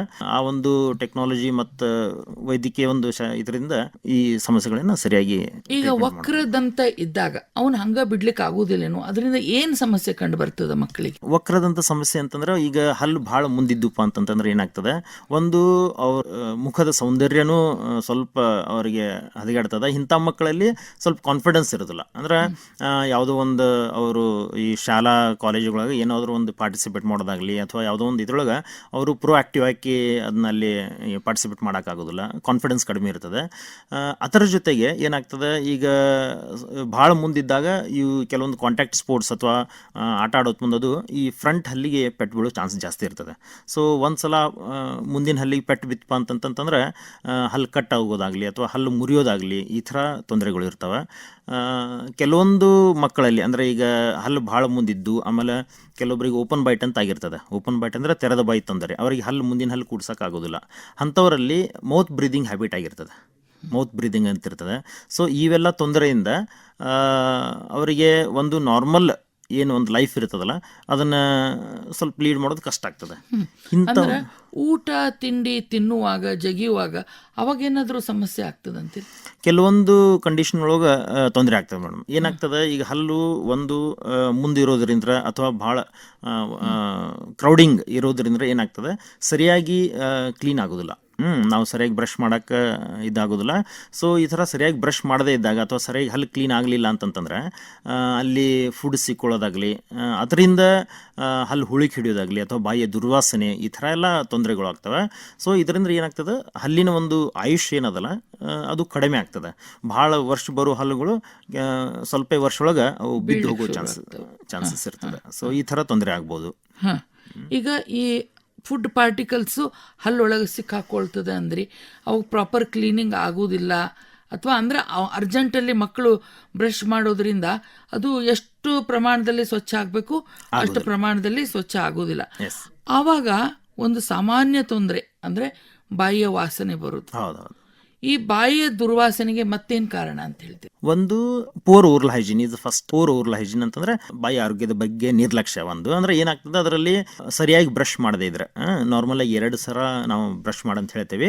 ಸೊ ಸರಿಯಾಗಿ ಕೆಲವೊಂದು ಮಕ್ಕಳಲ್ಲಿ ಅಥವಾ ಕೆಲವೊಂದು ವಯಸ್ಕರಲ್ಲಿನೂ ಬ್ರಷಿಂಗ್ ಹ್ಯಾಬಿಟ್ ಸರಿ ಇರೋದಿಲ್ಲ, ಬಹಳ ನೆಗ್ಲೆಕ್ಟ್ ಮಾಡ್ತಿರ್ತಾರೆ. ಸೊ ಅಂತ ಒಂದು ಕಂಡೀಷನ್ ಒಳಗೆ ಈ ಹಲ್ಲಿನ ಮೇಲೆ ಮತ್ತು ಬಾಯಿ ಒಳಗೆ ಕೆಲವೊಂದು ಪ್ಲಾಕ್ ಅಂತ ಅಕ್ಯುಮುಲೇಟ್ ಆಗ್ತದೆ. It's a thin biofilm. It contains microorganisms. ಅದರಿಂದ ಒಂದು ಬಾಯಿಯ ದುರ್ವಾಸನೆ ಬರ್ತದೆ. That is one thing. ಆಮೇಲೆ ನಾವು ನಾರ್ಮಲ್ ಆಗಿ ಬ್ರಷ್ ಮಾಡೋದ್ ಮುಂದೆ ನಾಲಿಗೆಯನ್ನು ಕ್ಲೀನ್ ಮಾಡ್ಕೋಬೇಕು. ನಾಲಿಗೆ ಕ್ಲೀನ್ ಮಾಡ್ಕೊಳ್ಳಿಲ್ಲಪ್ಪ ಅಂತಂತಂದ್ರೆ ನಾಲಿಗೆ ಮೇಲೇನು ಒಂದು ಸಣ್ಣ ಪದರ ಇರ್ತದೆ, ಅದರಿಂದ ಬಾಯಿ ದುರ್ವಾಸನೆ ಆಗೋ ಚಾನ್ಸಸ್ ಇರ್ತದೆ. ಇದು ಒಂದು ಅಂದ್ರೆ ಬಾಯಿ ದುರ್ವಾಸನೆ ಕಾರಣ. ಇನ್ನು ಉಳಿಕಿದ ಕೆಲವೊಂದು ಕಂಡೀಷನ್ ಒಳಗೆ ನಮ್ಮ ದೇಹದ ಕೆಲವೊಂದು ತೊಂದರೆಗಳು, ಸಿಸ್ಟಮಿಕ್ ಪ್ರಾಬ್ಲಮ್ಸ್ ಆಫ್ ಬಾಡಿ, ಅಂದ್ರೆ ಈಗ ಇಂಡೈಜೆಷನ್, ಅಜೀರ್ಣತೆಯಿಂದನೂ ನಮಗ ಬಾಯಿ ದುರ್ವಾಸನೆ ಬರೋ ಚಾನ್ಸಸ್ ಇರ್ತದೆ. ಅದರ ಒಂದು ಕಂಡೀಷನ್. ಕೆಲವೊಂದ್ಸಲ ಈಗ ಡಯಾಬಿಟೀಸ್ ಇದ್ದಾಗನು ಅವ್ರಿಗಿನ್ನು ಕೆಲವೊಂದ್ಸಲ ಈ ಬಾಯಿ ದುರ್ವಾಸನೆ ಆಗೋ ಚಾನ್ಸಸ್ ಇರ್ತದೆ. ಇವನ್ನೆಲ್ಲ ನಾವು ಸರಿಯಾಗಿ ಒಂದು ಓರಲ್ ಹೈಜೀನ್ ಮೇಂಟೈನ್ ಮಾಡೋದ್ರಿಂದ ಕೆಲವೊಂದು ಮೌತ್ ವಾಶಸ್ ಬರ್ತಾವ, ಕೆಲವೊಂದು ಟೂತ್ ಪೇಸ್ಟ್ ಬರ್ತಾವ, ಅವ್ನ ಯೂಸ್ ಮಾಡೋದ್ರಿಂದ ಈ ತರ ಪ್ರಾಬ್ಲಮ್ಸ್ ನಾವು ಅವಾಯ್ಡ್ ಮಾಡಬಹುದು. ಈಗ ಡಾಕ್ಟರ್, ತಾವು ಮಾತಾಡ್ತಾ ಒಂದು ಮುಖ್ಯವಾದದ್ದು ಹೇಳಿದ್ರಿ, ವಕ್ರದಂತ ಇದ್ದಾಗ ಮಕ್ಕಳಿಗೆ ಚಿಕಿತ್ಸೆ ಕೊಡಿಸೋದು ಬಹಳ ಉತ್ತಮ. ಅವರ ಸೌಂದರ್ಯದ ದೃಷ್ಟಿಯಿಂದನೂ ಆಯ್ತು, ಅವರ ಆರೋಗ್ಯದ ದೃಷ್ಟಿಯಿಂದ ಕೂಡ ಒಂದು ಚಿಕಿತ್ಸೆ ಕೊಡಿಸಿ ಅವ್ರಿಗೆ ಕ್ಲಿಪ್ ಅದೇನ್ ಹಾಕ್ತೀರಿ ಅಲ್ಲ ಅದು ಮಾಡಿಸೋದು ಉತ್ತಮ ಅಂತ ಹೇಳಿದ್ರಿ. ಅಂದ್ರೆ ಯಾವ ವಯಸ್ಸಿನಿಂದ ಯಾವ ವಯಸ್ಸಿನ ವಯಸ್ಸಿನ ತನಕ ಈ ವಕ್ರದಂತಕ್ಕೆ ಚಿಕಿತ್ಸೆ ಕೊಡಿಸೋದು ಸೂಕ್ತ? ಮತ್ತೆ ಎಷ್ಟು ವರ್ಷಗಳ ಕಾಲ ಅವ್ರಿಗೆ ಆ ಕ್ಲಿಪ್ ಹಾಕಿಡ್ತೀರಿ? ಈಗ ನಾರ್ಮಲ್ ಆಗಿ ನಾವು ಈ ಆರ್ಥೋಂಟಿಕ್ ಟ್ರೀಟ್ಮೆಂಟ್ ಅಂತ ಹೇಳ್ತೀವಿ ಇಂಗ್ಲಿಷ್ ಒಳಗೆ, ಕನ್ನಡದಲ್ಲಿ ವಕ್ರದಂತ ಚಿಕಿತ್ಸೆ. ಇದನ್ನ ಹಲ್ಲು ಬಿದ್ದು ಶಾಶ್ವತ ಹಲ್ಲುಗಳು ಬರುವ ಒಂದು ಸಮಯದೊಳಗೆ, ಎಸ್ಪೆಷಲಿ 11, 12, 13 ವಯಸ್ಸೊಳಗೆ ಸ್ಟಾರ್ಟ್ ಮಾಡ್ತೀವಿ. ಕೆಲವೊಂದು ಕಂಡೀಷನ್ ಒಳಗೆ ಏನಾಗ್ತದೆ ಮೇಡಮ್, ಜಾಸ್, ಅಪ್ಪರ್ ಜಾ ಅಥವಾ ಲೋವರ್ ಜಾ, ಈ ದವಡೆಗಳನ್ನ ಮುಂದಿರ್ತಾವ, ಮುಂದು ಅಥವಾ ಹಿಂದಿರ್ತಾವ, ಸ್ಕೆಲ್ಟಲ್ ಮಾಲಕ್ಲೂಷನ್ ಅಂತ ಹೇಳ್ತಾರೆ ಅದಕ್ಕೆ. ನಮ್ಮ ಒಂದು ಸ್ಕೆಲ್ಟಲ್ ಒಳಗೆ ಸ್ವಲ್ಪ ಪ್ರಾಬ್ಲಮ್ ಇರ್ತದೆ. ಸೊ ಅಂತ ಕಂಡೀಷನ್ ಒಳಗೆ ಕೆಲವೊಂದ್ಸಲ 7 ಅಥವಾ 8ನೇ ವಯಸ್ಸಿನೊಳಗೆ ನಾವು ಅದನ್ನ ಸ್ಟಾರ್ಟ್ ಮಾಡಬಹುದು. ಬಟ್ ನಾರ್ಮಲ್ ಆಗಿ 12 ಅಥವಾ 13 ವಯಸ್ಸೊಳಗೆ ನಾವು ಟ್ರೀಟ್ಮೆಂಟ್ ಸ್ಟಾರ್ಟ್ ಮಾಡ್ತೀವಿ. ಅದರ ಜೊತೆಗೆ ಈಗ ಟ್ರೀಟ್ಮೆಂಟ್ ಯೂಶುವಲಿ ಕೆಲವೊಬ್ಬರಿಗೆ 1 ವರ್ಷ, ಕೆಲವೊಬ್ಬರಿಗೆ 1.5 ವರ್ಷ ಆಗ್ತದೆ, ಕೆಲವೊಬ್ಬರಿಗೆ 2 to 3 years ಆಗ್ಬೋದು. It depends on the severity, ಎಷ್ಟು ಅವರಿಗೆ ತೊಂದರೆ ಅದಲ್ಲ ಅದ್ರ ಮೇಲೆ. ಆನ್ ಎನ್ ಅವರೇಜ್ 1 ವರ್ಷದ್ದು ಬೇಕಾಗ್ತದೆ. ಈಗ ಎಷ್ಟೋ ಮಕ್ಕಳಲ್ಲಿ ನಾವು ನೋಡಿದಾಗ ಡಾಕ್ಟ್ರೆ, ಮೊದಲು ಒಂದು ತರ ಕಪ್ಪವಾಗಿ ಸ್ಪ್ರಿಂಗ್ ತರ ಇರುವಂತ ತಂತಿಯನ್ನ ಹಾಕ್ತಿದ್ರು. ಈಗ ಎಷ್ಟೊಂದು ಮಕ್ಕಳ ಬಾಯಲ್ಲಿ ಕ್ಲಿಪ್ ಹಾಕಿದಾರೋ ಇಲ್ವೋ ಅದು ಗೊತ್ತೇ ಆಗುದಿಲ್ಲ. ಅಂದ್ರೆ ಇದು ಇದರಲ್ಲಿ ಆಗ್ತಾ ಇರುವಂತ ಅಡ್ವಾನ್ಸ್ ಬದಲಾವಣೆ. ಅಂದ್ರೆ ಯಾವುದು ಸೂಕ್ತ ಅಂತ ಹೇಳಿ. ಕ್ಲಿಪ್ ಟ್ರೀಟ್ಮೆಂಟ್ ಸ್ಟಾರ್ಟ್ ಆಗಿ ಬಹಳ ವರ್ಷ ಆಯ್ತು ಮೇಡಮ್. ಸೊ ಅದ್ರೊಳಗೂ ಸಾಕಷ್ಟು ಬದಲಾವಣೆಗಳು, ಆಮೇಲೆ ಇವತ್ತಿನ ಟೆಕ್ನಾಲಜಿ ಅಂದ್ರೆ ಸಾಕಷ್ಟು ಅಡ್ವಾನ್ಸ್ಮೆಂಟ್ ಆಗ್ಯಾವ. ಮೊದಲು ಕೆಲವೊಂದು ಹಾರ್ಡ್ ವೈರ್ಸ್ ಯೂಸ್ ಮಾಡ್ತಿದ್ವಿ, ಕ್ಲಿಪ್ಸ್ ಎಲ್ಲ ಯೂಸ್ ಮಾಡ್ತಿದ್ವಿ. ಈಗ ನಾವು ಸೆರಾಮಿಕ್ ಬ್ರಾಕೆಟ್ಸ್ ಅಂತ ಬಂದಾವ, ವೈಟ್ ಕಲರ್ ಬ್ರಾಕೆಟ್ಸ್ ಇರ್ತಾವ. ಸೊ ಹಲ್ಲಿನ ಥರನೇ ಇರ್ತಾವೆ, ನಿಮಗೆ ಗೊತ್ತೂ ಆಗೋದಿಲ್ಲ ಅವ್ರು ಕ್ಲಿಪ್ ಹಾಕೊಂಡಾರ ಅಂತೇಳಿ. ಈಗ ಅಗದಿ ಅಡ್ವಾನ್ಸ್ಡ್ ಟೆಕ್ನಾಲಜಿ ಅಂತಂದ್ರೆ ನಾವು ಅಲೈನರ್ಸ್ ಅಂತ ಹೇಳಿ ಯೂಸ್ ಮಾಡ್ತೀವಿ. ಅಲೈನರ್ಸ್ ಅಂತಂದ್ರೆ ಅದು ಯಾವ್ದು ಒಂದು ಟೈಪ್ ಪ್ಲಾಸ್ಟಿಕ್ ಟ್ರೈ ಇದ್ದಂಗೆ ಇರ್ತಾವೆ, ಅವ್ನ ಜಸ್ಟ್ ಹಾಕೊಳ್ಳೋದು. ಅದ್ರೊಳಗೆ ಆಕ್ಚುಲಿ ತೆಗೆದು ಹಾಕೋದು ಇರ್ತದೆ, ಅದು ಫಿಕ್ಸ್ ಇರುದಿಲ್ಲ. ಕ್ಲಿಪ್ಸ್ ನಾರ್ಮಲಿ ಫಿಕ್ಸ್ ಮಾಡಿಬಿಡ್ತೇವೆ ನಾವು 1 ವರ್ಷ 1.5 ವರ್ಷ ಮಟ. ಬಟ್ ಇದು ಅಲೈನರ್ಸ್ ಅಂತಂದ್ರೆ ಅದು ತೆಗೆದು ಹಾಕೋದು ಇರ್ತದೆ, ಜಸ್ಟ್ ಒಂದು ಪ್ಲಾಸ್ಟಿಕ್ ಟ್ರಾನ್ಸ್ಪರೆಂಟ್ ಟ್ರೇ ಇರ್ತದೆ, ಅದನ್ನ ಅವ್ರು ಯೂಸ್ ಮಾಡೋದ್ರಿಂದ ಸಾಕಷ್ಟು ಈ ತರ ವಕ್ರದಂತ ಸಮಸ್ಯೆಗಳನ್ನ ನಾವು ಟ್ರೀಟ್ ಮಾಡಬಹುದು. ಸೊ ಈ ತರ ಅಡ್ವಾನ್ಸ್ಮೆಂಟ್ ಇಂದ ತುಂಬಾ ಹೆಲ್ಪ್ ಆಗ್ತದೆ. ಈಗ ಡಾಕ್ಟರ್ ಅವಿನಾಶ್ ದೊಡ್ಡಮನಿ ಅವರೇ, ಸಾಮಾನ್ಯವಾಗಿ ಜನಸಾಮಾನ್ಯರ ಒಂದು ಅನಿಸಿಕೆ ಏನಿರ್ತದೆ ಅಂದ್ರೆ, ಈ ವಕ್ರದಂತಗಳನ್ನ ಹಿಂದೆ ಜಗ್ಗಿ ಕ್ಲಿಪ್ ಹಾಕಿದಾಗ ಹಲ್ಲುಗಳು ಸಡಿಲಗೊಳ್ಳುತ್ತವೆ ಅಂತ. ಇದು ಎಷ್ಟು ಸತ್ಯ? ಎಲ್ಲ ಒಳ್ಳೆ ಕ್ವಶನ್ ಮೇಡಮ್. ಇದು ಬಹಳಷ್ಟು ಜನರಲ್ಲಿ ಒಂದು ತಪ್ಪು ಕಲ್ಪನೆ ಅದ. ಯಾವುದೇ ರೀತಿಯಿಂದ ನಾವು ಈಗ ಏನು ಕ್ಲಿಪ್ ಟ್ರೀಟ್ಮೆಂಟ್ ಮಾಡ್ತೇವಲ್ಲ, ಕ್ಲಿಪ್ ಟ್ರೀಟ್ಮೆಂಟ್ ಮಾಡೋದ್ರೊಳಗೆ ಒಂದು ಕಂಟ್ರೋಲ್ಡ್ ಫೋರ್ಸನ್ನು ಅಪ್ಲೈ ಮಾಡ್ತಿರ್ತೀವಿ, ನಿಯಮಿತವಾದ ಒಂದು ಪ್ರೆಷರನ್ನು ಅಪ್ಲೈ ಮಾಡ್ತಿರ್ತೀವಿ. ಈಗ ನೀವು ಆ್ಯಕ್ಚುಲಿ ಹಂಗೆ ಹಲ್ಲಿಗೆ ಭಾಳ ಪ್ರೆಷರ್ ಹಾಕಿದ್ರೆ ಹಲ್ಲು ಕಿತ್ತ ಬರ್ಬೋದು. ನಾವು ಈಗ ಹಲ್ಲು ತೆಗೆಯೋದು ಮುಂದೆ ಜಾಸ್ತಿ ಪ್ರೆಷರ್ ಹಾಕಿ ಹಲ್ಲು ಕೀಳ್ತೇವೆ. ಸೊ ಆ ಥರ ಇರೋದಿಲ್ಲ. ಇದ್ರೊಳಗೆ controlled force over A period of time ಹಾಕಿದಾಗ ಆ ಥರ ಯಾವುದೇ ತೊಂದರೆ ಆಗೋದಿಲ್ಲ. ಹಲ್ಲು ಲೂಸ್ ಆಗೋದಾಗ್ಲಿ ಅದು ಒಂದು ತಪ್ಪು ಕಲ್ಪನೆ ಅದ. ಆಮೇಲೆ ಏನಾಗ್ತದೆ, ಈ ಕ್ಲಿಪ್ ಟ್ರೀಟ್ಮೆಂಟ್ ತಗೊಳ್ಳೋದ್ ಮುಂದೆ ಸಾಕಷ್ಟು ಪೇಷಂಟ್ಸ್ಗಳು ಏನು ಮಾಡ್ತಾರೆ ಅಂದ್ರೆ ಓರಲ್ ಹೈಜೀನ್ ಮೇಂಟೈನ್ ಮಾಡೋದಿಲ್ಲ, ಬಾಯಿಯ ಸ್ವಚ್ಛತೆ ಮೇಂಟೈನ್ ಮಾಡದೇ ಹೋದಾಗ ಕ್ಲಿಪ್ ಟ್ರೀಟ್ಮೆಂಟ್ ಜೊತೆಗೆ ಅವ್ರಿಗೆ ಬೇರೆ ತೊಂದರೆಗಳಾಗ್ತಾವೆ. ಒಸಡಿನ ತೊಂದರೆ ಆಗೋದಾಗ್ಲಿ, ಹಲ್ಲು ಹುಳುಕ್ ಹಿಡಿಯೋದಾಗ್ಲಿ, ಈ ಥರ ತೊಂದರೆಗಳಿಂದ ಹಲ್ಲು ಲೂಸ್ ಆಗೋ ಚಾನ್ಸಸ್ ಇರ್ತಾವೆ. ಬಟ್ ಕ್ಲಿಪ್ ಟ್ರೀಟ್ಮೆಂಟ್ ಅಥವಾ ಆರ್ಥೋಂಟಿಕ್ ಟ್ರೀಟ್ಮೆಂಟ್ ಇಂತನೇ ಹಲ್ಲು ಲೂಸ್ ಆಗೋದು ದಟ್ ಈಸ್ ರಾಂಗ್. ಆ ಥರ ಯಾವುದೇ ರೀತಿಯ ಒಂದು ಇದಿಲ್ಲ. ಸಾಮಾನ್ಯವಾಗಿ ಇನ್ನೊಂದು ಸಮಸ್ಯೆ ಮಕ್ಕಳಲ್ಲಿ ಅಂದ್ರೆ ಹುಳುಕ್ ಹಲ್ಲಿಂದು. ಈ ಹುಳುಕ್ ಹಲ್ಲಿಗೆ ಏನ್ ಚಿಕಿತ್ಸೆ? ಓಕೆ, ಹುಳುಕ್ ಹಲ್ಲು ಬಹಳ ಕಾಮನ್ ಆಗಿ ಕಂಡು ಬರುವಂತ ಒಂದು ಸಮಸ್ಯೆ. ಈಗ ಆಕ್ಚುಲಿ ಒಂದು last time 2022 World Health Organization ಒಂದು ಸರ್ವೆ ಮಾಡಿತ್ತು ಮೇಡಮ್. ಒಂದು ರಿಪೋರ್ಟ್ ಬಿಟ್ರೆ ಅವರು, global oral health status report ಅಂತ ಹೇಳಿ. ಅದರಲ್ಲಿ ಅವರು ಕಂಡುಕೊಂಡಿದ್ರೆ ಸಾಕಷ್ಟು ಸರ್ವೆಗಳಿಂದ ಒಂದು ರಿಪೋರ್ಟ್ ರೆಡಿ ಮಾಡಿದ್ರು. ಅವರು ಕಂಡುಕೊಂಡಿದ್ದು ಏನಂದ್ರೆ, ಸರಿ ಸುಮಾರು ಇಡೀ ಜಗತ್ತಿನೊಳಗೆ 90% ಶಾಲಾ ಮಕ್ಕಳಲ್ಲಿ ಹುಳುಕ್ ಹಲ್ಲಿನ ಸಮಸ್ಯೆ ಕಂಡು ಬಂದಿದೆ. So maybe severity will vary. ಕೆಲವೊಬ್ಬರಲ್ಲಿ ಒಂದು ಹಲ್ಲು ಹುಳುಕಿರ್ಬೋದು, ಕೆಲವೊಬ್ಬರಲ್ಲಿ ಜಾಸ್ತಿ ಇರ್ಬೋದು. But almost 90% of the population they suffer with ಇದು ಹುಳುಕು ಹಲ್ಲಿನ ಸಮಸ್ಯೆ. ಅದರ ಜೊತೆ 70% ಆಫ್ ದ ಅಡಲ್ಟ್ಸ್, ಸರಿ ಸುಮಾರು 70% ವಯಸ್ಕರಲ್ಲಿನೂ ಹುಳುಕು ಹಲ್ಲಿನ ಸಮಸ್ಯೆ ಕಂಡು ಬರ್ತದೆ. ಸೊ ಹುಳುಕು ಹಲ್ಲು ಇದಕ್ಕೆ ಬೇರೆ ಬೇರೆ ಚಿಕಿತ್ಸೆಗಳು ಅದಾವೆ. ಹುಳುಕು ಹಲ್ಲನ್ನು ನಾವು ತಿಳ್ಕೊಬೇಕಂದ್ರೆ ಫಸ್ಟಿಗೆ ಹಲ್ಲಿನ ರಚನೆ ಬಗ್ಗೆ ಒಂದು 2 ಸೆಕೆಂಡ್ ಹೇಳ್ತೇನೆ. ಹಲ್ಲು ಒಂದು 3 ಪದರಿಂದ ಮಾಡಲ್ಪಟ್ಟಿರ್ತದೆ. ಒಂದು ಮೇಲಿನ ಪದರ ಏನಂತಾರಲ್ಲ ಅದಕ್ಕೆ ಎನಾಮೆಲ್ ಅಂತಾರೆ, ಅದ್ರ ಒಳಗೆ ಡೆಂಟಿನ್ ಅಂತ ಇರ್ತದೆ, ಒಳಗು ಪಲ್ಪ್ ಅಂತ ಇರ್ತದೆ, 3 ಪದರ ಇರ್ತವೆ. So enamel it is a calcified structure, hydroxyapatite crystals ಅಂತ ಹಿಂಗೆ ಕ್ಯಾಲ್ಸಿಫೈಡ್ ಸ್ಟ್ರಕ್ಚರ್ ಇರ್ತದೆ. ಸೊ ಅದರಿಂದ ಮಾಡಲ್ಪಟ್ಟಿರ್ತದೆ. ನಾರ್ಮಲ್ ಆಗಿ ಹುಳುಕು ಸ್ಟಾರ್ಟ್ ಆದಾಗ ಫಸ್ಟ್ ಎನಾಮೆಲ್ ಒಳಗೆ ಸ್ಟಾರ್ಟ್ ಆಗ್ತದೆ. ಹುಳುಕ್ ಸ್ಟಾರ್ಟ್ ಆಗಲಿಕ್ಕೆ ಮೇನ್ ಕಾರಣ ಅಂದ್ರೆ ಸಾಕಷ್ಟು ನಾವು ಈ ಸಿಹಿ ಪದಾರ್ಥಗಳನ್ನು ತಿನ್ನೋದ್ರಿಂದ ಮೇನ್ ರೀಸನ್. ಸಿಹಿ ಪದಾರ್ಥಗಳನ್ನು ತಿನ್ನೋದು, ಅದ್ರ ಜೊತೆ ಸರಿಯಾಗಿ ಓರಲ್ ಹೈಜೀನ್ ಮೇಂಟೈನ್ ಮಾಡಲಿಲ್ಲ ಅಂತಂದ್ರೆ ಹುಳುಕ್ ಸ್ಟಾರ್ಟ್ ಆಗ್ತದೆ. ಸೊ ಇದಕ್ಕೆ ಕೆಲವೊಂದು ಬ್ಯಾಕ್ಟೀರಿಯಾಗಳು, ಸ್ಟ್ರೆಪ್ಟೋಕೋಕಸ್, ಸ್ಟೆಫೈಲೋಕೋಕಸ್ ಅಂತ ಹೇಳಿ ಈ ಥರ ಬ್ಯಾಕ್ಟೀರಿಯಾಗಳು ರೆಸ್ಪಾನ್ಸಿಬಲ್ ಇರ್ತವೆ. ನಾರ್ಮಲಾಗಿ ನಾವು ರಾತ್ರಿ ಬ್ರಷ್ ಮಾಡದೇ ಇರೋ ಹ್ಯಾಬಿಟ್ ಇತ್ತಪ್ಪ ಅಂತಂದ್ರೆ, ಈ ರಾತ್ರಿ ನಾವು ಸ್ವೀಟ್ ತಿಂದಾಗ ಈ ಅಂಟು ಪದಾರ್ಥಗಳು ಹಲ್ಲಿನ ಮೇಲೆ ಕೂತಾಗ ಬ್ಯಾಕ್ಟೀರಿಯಾಗಳು they will act and they will produce some acids. So ಅದರಿಂದ ಹುಳುಕ್ ಸ್ಟಾರ್ಟ್ ಆಗ್ತದೆ. ಸೊ ದಿಸ್ ಈಸ್ ಹೌ ಅಂದರೆ ಒಂದು ಹುಳುಕ್ ಹೆಂಗೆ ಸ್ಟಾರ್ಟ್ ಆಗ್ತದೆ. ಹುಳುಕ್ ಹೆಂಗ ಅದು ಪ್ರೋಗ್ರೆಸ್ ಆಗ್ತದ ಅಂದ್ರೆ ಇನಿಷಿಯಲ್ ಸ್ಟೇಜ್ ಒಳಗ ಹುಳುಕು ಒಂದು ಜಸ್ಟ್ ಒಂದು ಕಪ್ಪು ಚುಕ್ಕೆ ತರ ಕಾಣಿಸ್ತದ. ಈಗ ನಾವು ನಾರ್ಮಲ್ ಆಗಿ ಬ್ರಷ್ ಮಾಡೋಕ್ ಮುಂದದು ನೋಡ್ಕೋಬಹುದು, ಒಂದು ದೌಡಿ ಹಲ್ಲೊಳಗದು ಕಪ್ಪು ಚುಕ್ಕೆ ಕಾಣಿಸ್ತದ. ಇಲ್ಲಿ ಪ್ರಾಬ್ಲಮ್ ಏನಂದ್ರ ಇನಿಷಿಯಲ್ ಸ್ಟೇಜ್ ಒಳಗ ಹುಳುಕು ಹಲ್ಲಿಂದ ಯಾವುದೋ ಒಂದು ಸಿಂಪ್ಟಮ್ಸ್ ಇರುದಿಲ್ಲ, ಏನು ಲಕ್ಷಣಗಳು ಇರುದಿಲ್ಲ, ನೋವು ಇರುದಿಲ್ಲ, ಸೆನ್ಸಿಟಿವಿಟಿ ಏನು ಇರುದಿಲ್ಲ. ಸೊ ಹಿಂಗಾಗಿ ಬಹಳಷ್ಟು ಮಂದಿ ನಾವು ನೆಗ್ಲೆಕ್ಟ್ ಮಾಡಿಬಿಡ್ತೇವೆ, ಅದೇನೇ ಇಲ್ಲ ಅಂತ ಹೇಳಿ. ಬಟ್ ಯಾವಾಗ ಅದು ಒಳಗಿನ ಪದರ ಡೆಂಟಿನ್ ಅಥವಾ ಪಲ್ಪಿಗೆ ಹೋಗ್ತದಲ್ಲ ಅವಾಗ ನಮಗೆ ನೋವು ಸ್ಟಾರ್ಟ್ ಆಗ್ತದೆ. ಸೆಕೆಂಡ್ ಲೇಯರ್ ಡೆಂಟಿನಿಗೆ ಹೋದಾಗ ಒಂದು ಸ್ವಲ್ಪ ಸೆನ್ಸಿಟಿವಿಟಿ, ಕೋಲ್ಡ್ ಅಥವಾ ಚಾ ಅಥವಾ ಇದನ್ನ ಕುಡಿದಾಗ ಸ್ವಲ್ಪ ಸೆನ್ಸಿಟಿವಿಟಿ ಆಗ್ತದೆ, ಬಿಸಿ ತಂಪು ಕುಡಿದಾಗ. ಅವಾಗೂ ನಾವು ಅದನ್ನ ಕೇರ್ ತಗೋಲಿಲ್ಲ ಅಂತಂದ್ರೆ ಅದು ಪಲ್ಪ್ ಅಥವಾ 3ನೇ ಲೇಯರಿಗೆ ಹೋಗ್ತದೆ. ಅಲ್ಲಿ ಹೋದಾಗ ಪಲ್ಪ್ ಒಳಗ ನರತಂತುಗಳು ಮತ್ತು ರಕ್ತನಾಳಗಳು ಇರ್ತಾವ, ನ್ಯೂರೋವ್ಯಾಸ್ಕ್ಯುಲರ್ ಬಂಡಲ್ ಅಂತ ಇರ್ತದೆ. ಅಲ್ಲಿ ಯಾವಾಗ ಟಚ್ ಆಗ್ತದಲ್ಲ ಅವಾಗ severe pain start. Severe pain ಅಂದ್ರೆ ನಿಮ್ಗೆ ಕುಂಡ್ರಾಕ ಆಗೋದಿಲ್ಲ, ನೀವು ಇಮಿಡಿಯೇಟ್ ಆಗಿ you have to go to the dentist. So ಆ ತರ ಒಂದು ಸ್ಟೇಜ್ ಒಳಗನೆ ಎಲ್ಲರೂ ಇದಕ್ಕೆ ಬರ್ತಾರೆ ಕ್ಲಿನಿಕ್ಗೆ. ಅವಾಗ ಅದಕ್ಕೆ ಟ್ರೀಟ್ಮೆಂಟ್ ಮತ್ತೆ ಬೇರೆ ಇರ್ತದೆ. ಸೊ ಇನಿಷಿಯಲ್ ಸ್ಟೇಜ್ ಒಳಗೆ ಅದು ಅನಾಮಲ್ ಒಳಗೆ ಇದ್ದಾಗ ನಾವು ಹೋದಿವಪ್ಪ ಅಂತಂದ್ರೆ ಅವಾಗ ಜಸ್ಟ್ ಅದನ್ನ ಹುಳುಕ ಆಗಿದ್ದ ಒಂದು ಭಾಗವನ್ನು ತೆಗೆದು ಅಲ್ಲಿ ಜಸ್ಟ್ ಸಿಮೆಂಟ್ ಆಗಲಿ ಅಥವಾ ಕೆಲವೊಂದು ಈಗ ಬೇರೆ ಬೇರೆ ರೆಸ್ಟ್ರೇಟಿವ್ ಮಟೀರಿಯಲ್ಸ್ ಅದಾವ, ಅವನ್ನ ನಾವು ಫಿಲ್ ಮಾಡಿದೀವಪ್ಪ ಅಂತಂದ್ರೆ ಒಂದು ಆ ಹುಳುಕನ್ನ ಮುಂದೆ ಪ್ರೋಗ್ರೆಸ್ ಆಗೋದನ್ನು ತಡಿತೀವಿ ಮತ್ತು ಹಲ್ಲು ಉಳಿತದ. ಈಗ ನಾವು ಅದನ್ನ ಮುಂದೆ ಹಂಗ ಬಿಟ್ಟಾಗ ಪಲ್ಪಿಗೆ ಟಚ್ ಆತ್ಪ ಅಂತಂದ್ರೆ ಅವಾಗ ಅದಕ್ಕೆ ರೂಟ್ ಕೆನಲ್ ಟ್ರೀಟ್ಮೆಂಟ್ ಮಾಡಬೇಕಾಗ್ತದೆ. ಸೊ ರೂಟ್ ಕೆನಲ್ ಟ್ರೀಟ್ಮೆಂಟ್ಗೆ ಒಂದು ಫಿಲ್ಲಿಂಗಿಗೆ ಕಾಸ್ಟ್ ವೈಸ್ ಬಹಳ ಡಿಫರೆನ್ಸ್ ಆಗ್ತದೆ. ಸೊ ಅದಕ್ಕೆ ಏನಾಕತಿ ಎಲ್ಲರಿಗೆ ಸ್ವಲ್ಪ ಇಲ್ಲ ಡೆಂಟಲ್ ಟ್ರೀಟ್ಮೆಂಟ್ ಬಹಳ ಎಕ್ಸ್ಪೆನ್ಸಿವ್ ಅಂತ ಒಂದು ಫೀಲಿಂಗ್ ಬರ್ತದೆ. ಇನಿಷಿಯಲ್ ಸ್ಟೇಜಸ್ ಒಳಗೆ ನಾವು ಏನೋ ಒಂದು ಟ್ರೀಟ್ಮೆಂಟ್ ಅಥವಾ ಇದನ್ನ ತಗೊಂಡ್ರೆ, ಇನಿಷಿಯಲ್ ಸ್ಟೇಜಸ್ ಒಳಗೆ ನಾವು ಸ್ವಲ್ಪ ಚಿಕಿತ್ಸೆಯನ್ನು ತಗೊಂಡ್ರೆ ವೆಚ್ಚವನ್ನು ಕಡಿಮೆ ಮಾಡ್ಕೋಬಹುದು, ಹಲ್ಲು ಉಳಿಸ್ಕೋಬಹುದು. ಡಾಕ್ಟರ್, ಒಂದು ಕೊನೆಯ ಪ್ರಶ್ನೆ. ಈ ಮಕ್ಕಳ ಹಲ್ಲುಗಳ ಕಾಳಜಿ ವಹಿಸುವ ನಿಟ್ಟಿನಲ್ಲಿ ಪಾಲಕರಿಗೆ ಮತ್ತೆ ಮಕ್ಕಳಿಗೆ ತಾವೇನ್ ಹೇಳಿಕ್ ಬಯಸ್ತೀರಿ? ಒಂದು ಏನ್ ಮೇಡಮ್, ಈಗ ಚಿಕ್ಕ ಮಕ್ಕಳಲ್ಲಿ ಎಸ್ಪೆಷಲಿ ಒಂದು ಮಾನಿಟರ್ಡ್ ಬ್ರಷಿಂಗ್ ಅಂತ ಹೇಳಿ ನಾವು ಅಡ್ವೈಸ್ ಮಾಡ್ತೀವಿ. ಮಾನಿಟರ್ಡ್ ಬ್ರಷಿಂಗ್ ಅಂತಂದ್ರೆ 1 ವರ್ಷದಿಂದ 6 ವರ್ಷ ಮಟ ನಾವು parents either mother or father ಅವರು ನಿಂತು ಬ್ರಷ್ ಮಾಡಿಸ್ಬೇಕು. That is monitored brushing that has to be done till 6 years of age. After 6 years ಏನೈತಲ್ಲ let them they can do by their own. But up to 6 years ಏನೈತಲ್ಲ monitored brushing ಮಾಡಿದ್ರೆ ಒಂದು 90% of the dental problems can be avoided. ಅಂದ್ರೆ ಚಿಕ್ಕ ಮಕ್ಕಳಲ್ಲಿ ಸಾಕಷ್ಟು ನಾವು ಹಲ್ಲಿನ ತೊಂದರೆಗಳನ್ನ ಅವಾಯ್ಡ್ ಮಾಡಬಹುದು. ಸೊ ಅದ್ರ ಜೊತೆ ಸ್ವೀಟ್ಸ್ ಅವಾಯ್ಡ್ ಮಾಡೋದು, ನೈಟ್ ಎಸ್ಪೆಷಲಿ 2 ಸಲ ಬ್ರಷಿಂಗ್ ಹ್ಯಾಬಿಟ್. ಈಗ ಮಾರ್ನಿಂಗ್ ಅಂತ ನಾವು ರೆಗ್ಯುಲರ್ ಆಗಿ ಬ್ರಷ್ ಮಾಡ್ತೀವಿ, ಚಿಕ್ಕ ಮಕ್ಕಳಿಗೆ ಇರುವಾಗಲೇನೆ ನಾವು ನೈಟ್ ಬ್ರಷಿಂಗ್ ಹ್ಯಾಬಿಟ್ ನಾವು ಮಕ್ಕಳಲ್ಲಿ ಬೆಳೆಸಿದ್ರೆ ಅದರಿಂದ ಸಾಕಷ್ಟು ಹಲ್ಲಿನ ಸಮಸ್ಯೆಗಳನ್ನ ನಾವು ಕಡಿಮೆ ಮಾಡಬಹುದು. ಆಮೇಲೆ ನೈಟ್ ಯಾವುದೇ ರೀತಿಯ ಸ್ವೀಟ್ಸ್ ಕೊಡಬಾರ್ದು. ಸ್ವೀಟ್ಸ್ ಕೊಟ್ಟರು ಅವ್ರಿಗೆ ಬ್ರಷ್ ಮಾಡಿಸಿ ಮಲಗಿಸೋದು ಒಂದು ಉತ್ತಮ ಒಂದು ಅಭ್ಯಾಸ. ಮತ್ತೆ ಈ ಬಾಯಿಯ ವಾಸನೆಗೆ ಅದಕ್ಕಂದ್ರೆ ಸರಿಯಾಗಿ ಬ್ರಷ್ ಮಾಡ್ಕೊಂತ ಇದ್ರೆ ಕೆಲವೊಂದು ಮೌತ್ ವಾಶ್ ಯೂಸ್ ಮಾಡಿದ್ರೆ that can be avoided. That's not a big ಸ್ವಚ್ಛತೆಯನ್ನ ಕಾಪಾಡಿಕೊಳ್ಬೇಕು, ಬಾಯಿಯ ಸ್ವಚ್ಛತೆ. ಆಯ್ತು ಡಾಕ್ಟರ್ ಅವಿನಾಶ್ ದೊಡ್ಡಮನಿ ಅವರ, ಮಕ್ಕಳಲ್ಲಿ ಸಾಮಾನ್ಯವಾಗಿ ಕಂಡು ಬರುವಂತ ಈ ಹುಳುಕು ಹಲ್ಲಾಗಬಹುದು, ಬಾಯಿಯ ದುರ್ವಾಸನೆ ಆಗಬಹುದು, ವಕ್ರದಂತಗಳಾಗಬಹುದು, ಇವಕ್ಕೆಲ್ಲಕ್ಕೂ ಏನ್ ಕಾರಣ ಮತ್ತೆ ಇದನ್ನ ಯಾವ ರೀತಿ ಪತ್ತೆ ಮಾಡ್ಕೊಳ್ಬೇಕು, ಸ್ವಲ್ಪ ಇರುವಾಗ್ಲೇನೆ ಚಿಕಿತ್ಸೆ ತಗೊಳ್ಬೇಕು ಅನ್ನುವಂತ ಉತ್ತಮವಾದ ಮಾತನ್ನ ತಾವು ಹೇಳಿದ್ರಿ. ಧನ್ಯವಾದಗಳು, ನಮಸ್ಕಾರ. Thank you madam. ಮಕ್ಕಳ ಹಲ್ಲಿನ ಸಾಮಾನ್ಯ ಸಮಸ್ಯೆಗಳು ಈ ಕುರಿತು ದಂತವೈದ್ಯರಾದ ಡಾಕ್ಟರ್ ಅವಿನಾಶ್ ದೊಡ್ಡಮನಿ ಅವರೊಂದಿಗೆ ಸಂದರ್ಶನ ಕೇಳಿದಿರಿ.